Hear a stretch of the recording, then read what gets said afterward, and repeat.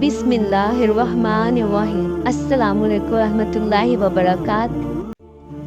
नाज़रीन, ये उस वक्त का वाक़या है जब रोए ज़मीन पर इंसानी ज़िंदगी इब्तदाई हालत में थी और हज़रत हवा के बतन से एक लड़का और एक लड़की पैदा होते थे।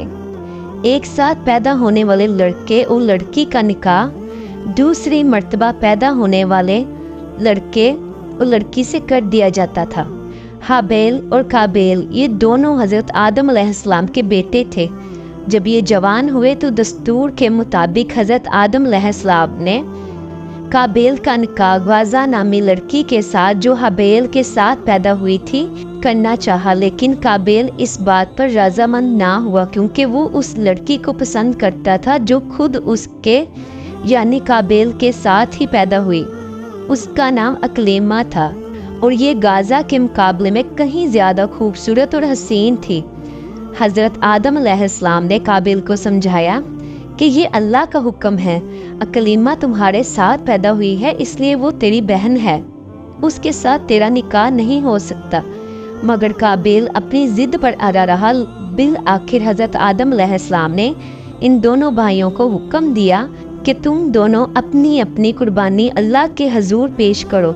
जिसकी कुर्बानी मकबूल होगी वही अकलीमा से निकाह का हकदार होगा। उस ज़माने में कुर्बानी की मकबूलियत की अलामत ये थी कि लोग अपनी कुर्बानियाँ पहाड़ पर रख देते थे और आसमान से आग आकर उनको जला देती थी। काबेल खेती बाड़ी करता था और हाबेल जानवर पालता था।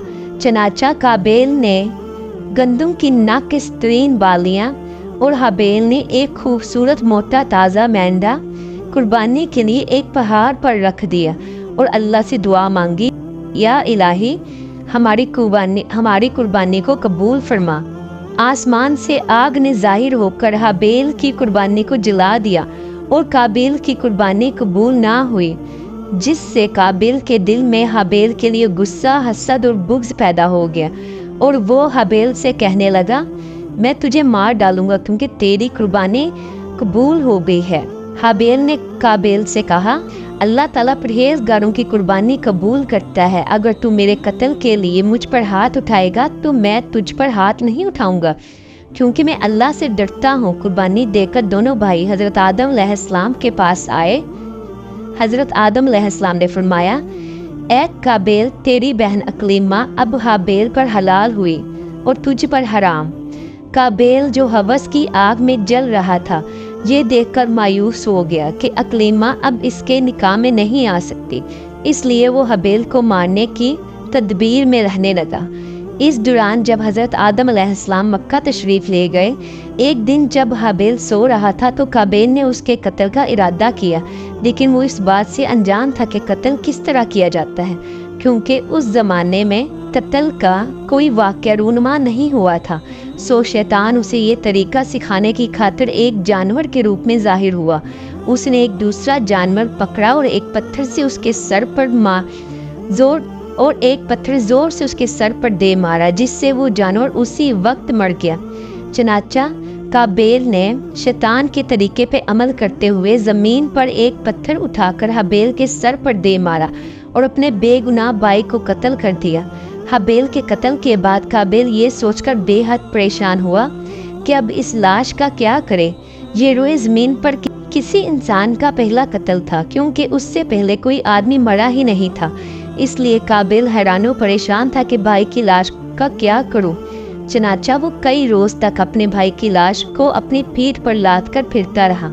अल्लाह तबारक व तआला को अपने इस नेक बंदे की लाश की बेहुरमती मंजूर ना थी।